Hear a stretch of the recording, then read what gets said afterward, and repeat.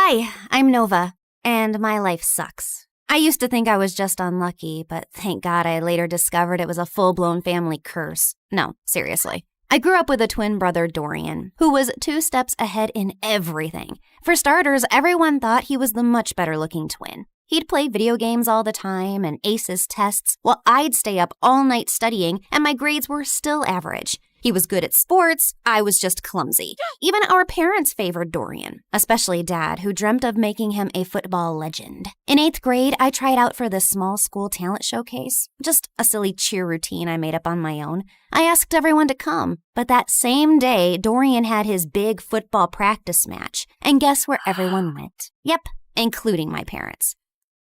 What's going on? Your brother scored the winning goal at his big match, so we called all his friends over to celebrate. So you missed my talent show for a dumb match? You participated in a talent show? Why? You're so uncoordinated. Just last week you tripped over a sock and hurt your head. Thanks, but I don't need your judgment. I'm just saying, maybe next time choose something you're good at. Oh wait, you can't.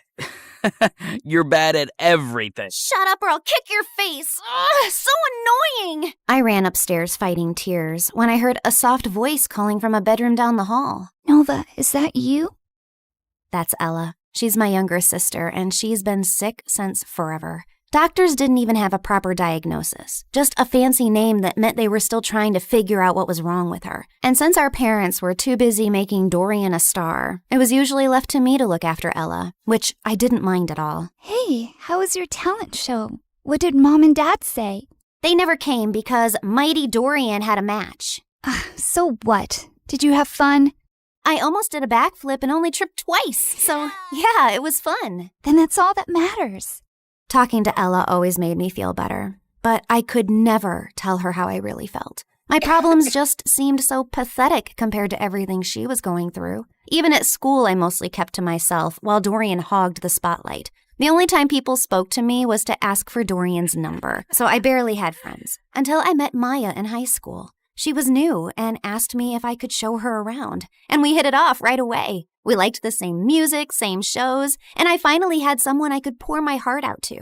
She was the only person I felt free and happy with, but that changed on her 18th birthday. Maya decided to throw a costume party. I was gonna be French fries, and she was gonna be ketchup. It was gonna be epic. But when I got to her place, I was the only one in a costume. I checked my phone wondering if I'd missed a text from Maya, but nothing. And worse, I found her standing near the pool talking to Dorian.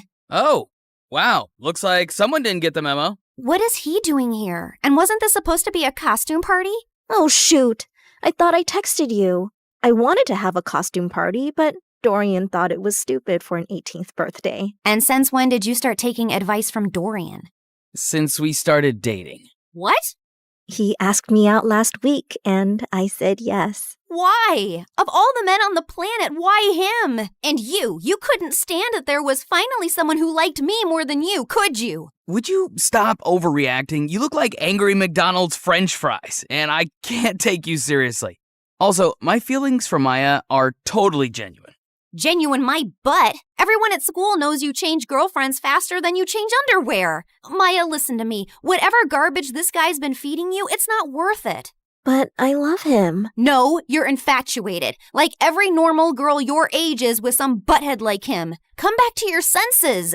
Fine, I can see this is a total waste of time. So before I embarrass myself any further, I'm leaving, and we're done. I stormed off dramatically, only to walk straight into the birthday banner. I tried to fight it, but stumbled and knocked over an entire balloon arch. Maya ran to help me, but I spun around mid-fight and accidentally slapped her in the face. Did you just hit my girlfriend?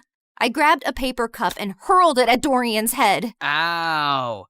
Wow, that really hurt me, Nova. How will I ever recover from this concussion? Everyone laughed as I ripped the last streamer off my leg and stormed out, and went straight to Ella. She was the only person who'd understand me. Oh, wow. You look tasty. I don't know about tasty, but I am definitely tragic. Mom never let me have fries. Said they're too oily. Here, take a bite. It might cheer you up. You're weird. And you're stuck with me. And I put my head down and we dozed off. The next morning, I woke up to a bunch of missed calls from Maya, but I ignored them. So she sent me a bouquet with my favorite ice cream scoops, flew drones past my window with "I'm sorry" banners. At one point, she actually climbed up to my window to talk to me, but I just drew the curtains and ran into the attic so she wouldn't find me. I was looking for some boxes to hide behind when I accidentally knocked one over and a diary fell out. It had my grandmother's name on it, with a photograph of her standing next to someone who looked exactly like her. And there was a note. Lumiere se dara kinsol, veher dul ambrax? What? That's what it said, written in this bizarre language I've never seen before. Luckily, someone had scribbled a translation underneath. To break the curse, balance must be found. One light shall rise, one shadow bound. I read more and found out that my grandma had been overshadowed by her own twin too. So she teamed with a psychic named Margot and crafted spells to break the twin curse, a generational cycle where one twin always thrived while the other faded into the background. I knew it sounded ridiculous, but this just couldn't be a coincidence. I was constantly lagging behind Dorian, not because there was something wrong with me, but because I was cursed. The note also said that to unlock the curse, like and subscribe to this video and leave a comment. Gotcha. She didn't write that. But seriously, like and subscribe. Things are about to get weird. I had to find out more, so the next day I skipped school and tracked down the psychic Margot. It wasn't too difficult since Grandma had her address in the diary, and by afternoon I was already knocking at the door of a rundown apartment. I waited for some old witchy lady to open the door, but instead it was a girl not much older than me. Sorry, I think I must have gotten the wrong address. No, you're in the right place. We've been expecting you. Like me and the spirits. They told me you were coming. You're Nova, right? Hilda's granddaughter. You know me? I know a lot of things. Like it's gonna rain in about 5 seconds and you should come in. And right on cue, it actually started raining. Freaky. Anyway, I walked in and the girl told me she was Margot's granddaughter and her name was Coco Lin. My dad's Chinese and my mom's American. They couldn't decide whether to give me a Chinese name or an English one, so they mashed them together. Kinda has a ring to it if you say it on repeat. Coco Lin, Coco Lin, Coco Lin. Cool, right? I think it's very cool. Like, it's also pretty cool that I'm my grandma's reincarnation. I've retained some of her memories and her power to see the future, talk to ghosts, and read your star chart, yada yada. In fact, before I was my grandma, I was this super rich woman who went on a ship, met this cute artist. He was poor. I was loaded. We fell in love, but then the ship crashed and he died. Like the movie Titanic? What? Never mind. Can we just get to work, please? I gave her the diary, and she invited me into this small room. As I settled into a beanbag, Coco Lin took the diary in her hands. Then suddenly, she threw her head back dramatically. Before I could ask if she was okay, she snapped her head forward like a possessed owl, then started spinning in slow circles. Then she dropped to her knees, flapped forward, and after a full minute of silence, popped back up. All done. The curse is now reversed. Whatever once belonged to your brother is now yours. Wait, what do you mean by reversed? I wanted you to end the curse. Yeah, well, unfortunately for that, you'd have to find the original witch who cast the curse on your family. And she's probably dead. So unless you have a shovel and a time machine, this is the best I could do. Now remember, every spell has its repercussions, so just be aware of potential side effects. What kind of side effects? Mild nausea, headaches, nosebleeds, and in rare cases, hallucinations. It depends. On what? On how badly cursed you are. Just kidding. I fixed the curse, remember? You'll be fine. Would you like some tea? But I just thanked her, paid her fee, and got out of there as fast as I could. The whole way home, I kept thinking if what I'd done was wrong. But was it really that bad if Dorian suffered a little? Also, Coco Lin was kind of a weirdo, so I wasn't too sure if her chaotic head Roomba fixed anything. But boy, was I wrong. I looked around and I froze. This wasn't my room. It was bigger, with velvet curtains, a chandelier, and a full-length mirror. I jumped out of my bed and pulled the curtains, only to see a massive, perfectly manicured garden with fountains and a freaking swan. Why am I in this place? How did I get here? I checked my phone. It showed the same date as yesterday. Okay, this is clearly a dream. Ow! Ow! I pinched myself hard, and seconds later, Mom burst into the room. Oh my God, Nova! Why did you scream like that? I thought some stalker tried to jump into your room again. Again? When was the first time it happened? Oh, my poor baby. You've been so traumatized lately, you've probably blocked out everything. It's fine. We can talk about it later. For now, drink your kale.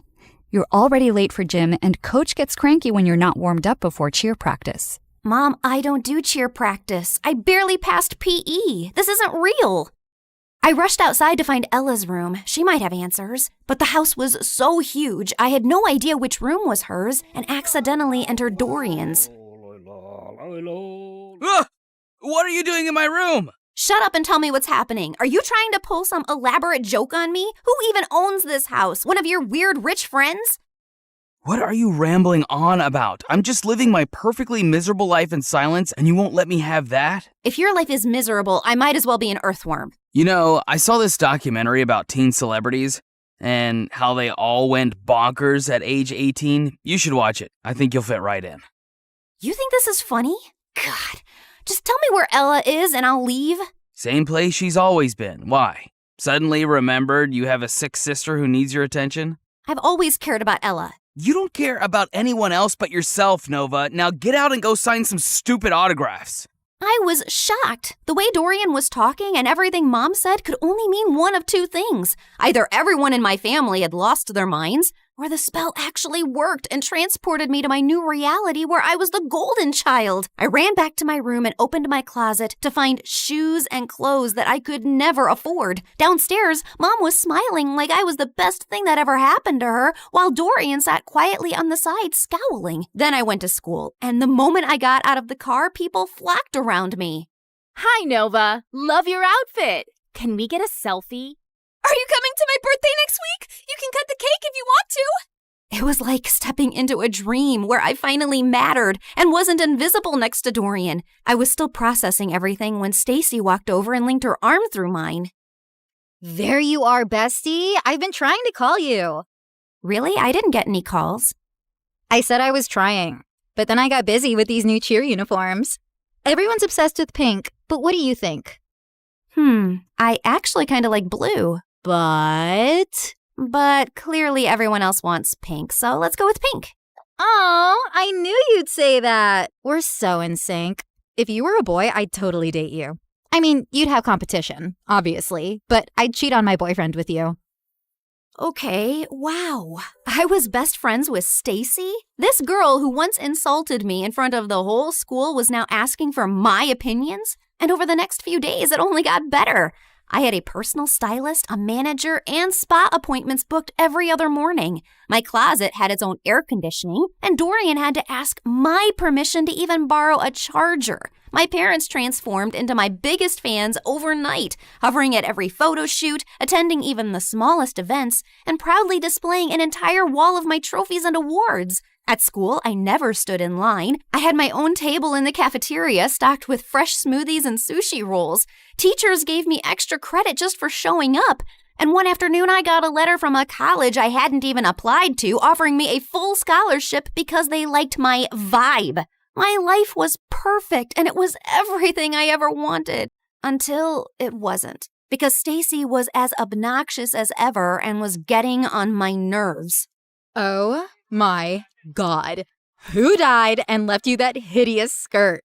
And why are you carrying a Prada purse when I don't have one? You need to pay fashion tax. What? You know, do my homework, pack my lunch, clean my sneakers, that kind of thing. Now hurry up, I'm hungry. The girl ran off in tears, and I turned to Stacy. Was that necessary? No, but it's fun. And why are you being all judgy today? Did you forget the time you bullied that new girl, Maya? She was so terrified of you, she literally transferred schools. I bullied her? Every day. You made fun of how she dressed, the way she spoke, and then when your loser brother started dating her, you totally snapped. My God, I'll never forget the tantrum Dorian threw when she left. I even have a video. Stacy shoved her phone in my face, and I watched in shock. Dorian was having a full-on meltdown while I stood there laughing like a maniac. Seriously? What? And that wasn't even the worst part. The girls on my cheer team laughed and joked until I walked in. Everyone on my modeling team walked on eggshells around me. I even overheard this girl say that I should get an exorcism because I had a devil living inside of me. This one time during a shoot, my makeup artist accidentally dropped a brush. I reached down to pick it up and she recoiled like I was gonna hit her. I'm so sorry. I'll get a new one immediately. Hey, it's just a brush. Don't worry about it. You're not mad? Why would I be mad about an accident? While the photographer was adjusting his camera, I overheard two assistants whispering. She seems different today. Last week she threw hot coffee at me because I got her the wrong brand. Remember when she made Tina cry because she accidentally walked into her photos? Poor girl's still in therapy. It felt like I jumped from living under Dorian's shadow to being the most hated person on earth, and it was heartbreaking. But what truly got to me was that at home, Dorian barely looked my way, and Ella never came out of her room. And every time I tried to meet her, Mom would freak out. Her disease is contagious, sweetie. You know that. I can't lose another daughter to that stupid illness. I really wanted to see her and share what I was feeling, but I was too swamped with photo shoots, press events, and parties to process it. Has anyone ever tried snail mucus coffee? Apparently, it's very good for your skin. I'm already having my vitamin C, D, E, G, H, Y, Z, Q to keep my nails shiny and healthy. You know what, guys? If you hang upside down for at least an hour and a half, you will get the reddest cheeks ever. Or you could get a brain hemorrhage and die. Excuse me?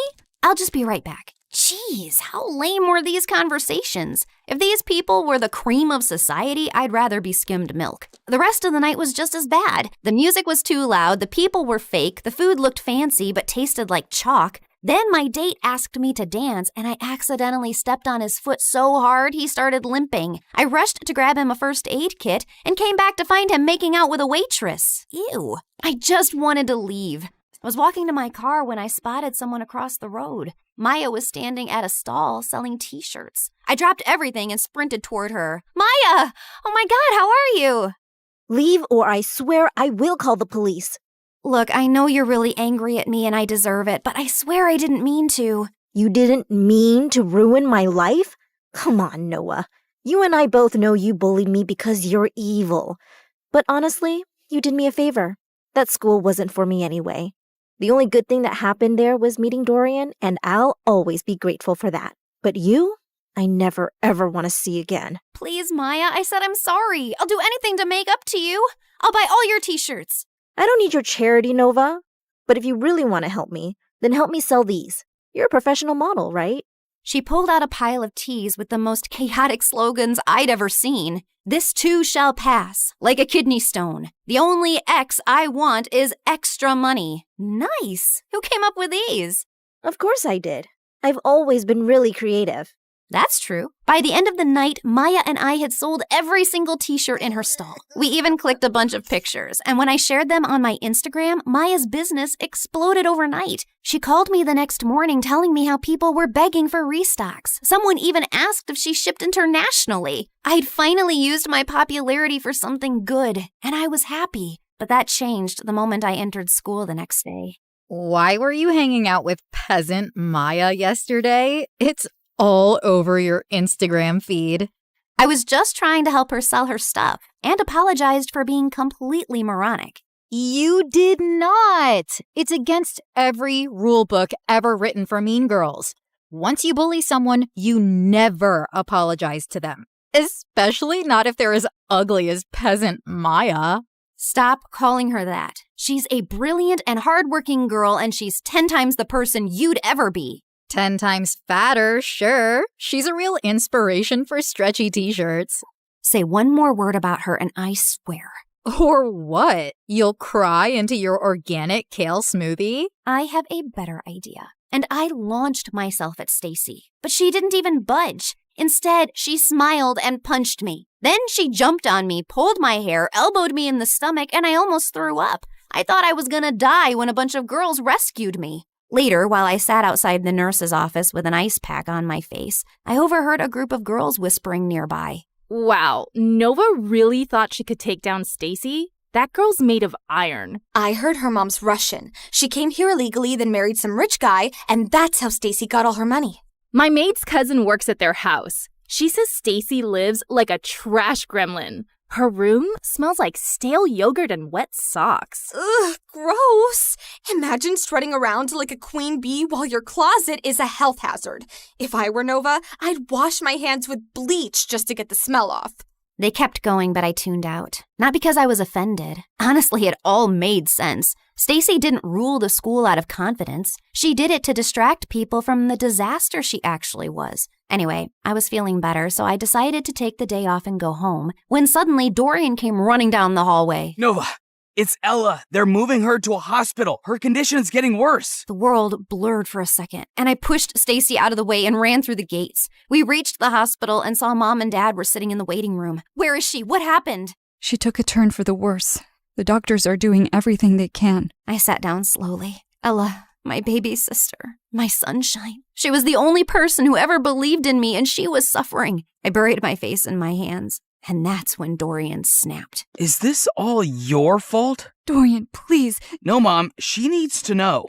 I've been trying for months to act normal, but no more. What are you talking about? You were supposed to babysit Ella, but instead, you chose to sneak out and go to your dumb party with her in the back seat. You'd barely gotten the car out of the driveway when you crashed into another car. You blacked out, and Ella took the hit. She's been in a coma ever since. But Mom told me her condition was contagious. That's why I couldn't see her. Well, she lied, because you hurt your head too and forgot all about the accident.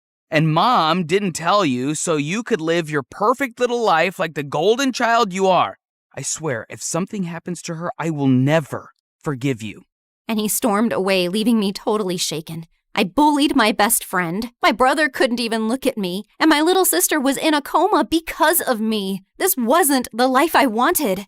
I stood up quietly while everyone was still talking to the doctor, slipped out of the hospital, and ran straight home. I stormed into the attic, flung open every box until I finally found the diary. The next morning, before going to the psychic's house, I went to the hospital. I just had to make sure Ella was okay. And thankfully, when I got there, she was sitting on her bed smiling. I stopped a doctor walking by. Is she okay? Yeah, she had a seizure, but it shocked her system so hard, it jump-started her like an old car battery. Guess sometimes being on your deathbed has its perks. I took one look at Ella's face and walked in. As soon as she saw me, her face lit up. I ran over and hugged her tight. Hey there, you slept for a really long time. Yeah, well, I needed my beauty sleep. Why do you look so old and wrinkly? Probably because I'm sad and sorry for everything. I messed up your life. It wasn't entirely your fault. I was jumping around like a monkey in the back seat, remember? You couldn't even see the car behind us. I basically launched us into it. So I guess I'm sorry too. Well, I'm sorry too, Nova. I shouldn't have snapped like that yesterday. I haven't always been the best brother because I've often let jealousy get in the way. I wasn't exactly the best sister either. What I did with Maya and how I treated people around me was horrible. Yeah, but you're changing. I saw what you did for Maya. That's growth. I nodded slowly. I'd spent so long being angry about everything I wasn't. I forgot to appreciate what I had, my adorably flawed family. And all I really wanted to do was to go back and mend things now. Namaste, fellow seeker. What brings you here today? Oh, it's you. Welcome back. You recognize me? Why do you always ask the same question? Of course I do. I can see through dimensions too. Like in one of my parallel lives, I was this really hot girl who lived on the streets doing odd jobs until one day this handsome rich guy asked me to be his date. He bought me clothes, took me to parties, and eventually fell in love with me. Like Pretty Woman? Yes, I was a very pretty woman. But enough about me. Tell me what you need. I told her I wanted to reverse the curse, and Coco Lynn stared at me blankly. Are you sure? Once I reverse the curse again, the spell will seal itself. No more rewinds. So make up your mind. You can't keep jumping between realities. I already have. I want to go home. And this time I won't hide behind Dorian's shadow or bad grades. I spent so much time being angry and dejected that I never really focused on myself. And that's why I never got anywhere in life. I can't control how people treat me, but I can control how I take their opinions. So now I'll live for me, with kindness and purpose. Spoken like someone who's truly ready. She stood, cracked her knuckles, and started chanting. The candles flickered, the walls shimmered, and then everything went blank. I woke up to the smell of burnt toast and the sound of birds. I sat up slowly and looked around. My old room, my old posters, my old creaky fan spinning above me. I rushed to Ella's room and found her sleeping peacefully. Then I went downstairs and saw Dorian kicking the ball like a dork. I ran and tackled him in a giant hug. Oh my God, I missed you. Get off me. You broke my streak. Now I have to start all over again. Well, so do I. That morning, I got dressed and walked into school. And for the first time, people noticed. Not because I was a model or because I had 1 million followers, but because I held the door open. Because I helped a kid who dropped books. Because I smiled at people. For real. And that's when I realized that life isn't about being the favorite. It's about being someone you can be proud of, even when no one's clapping.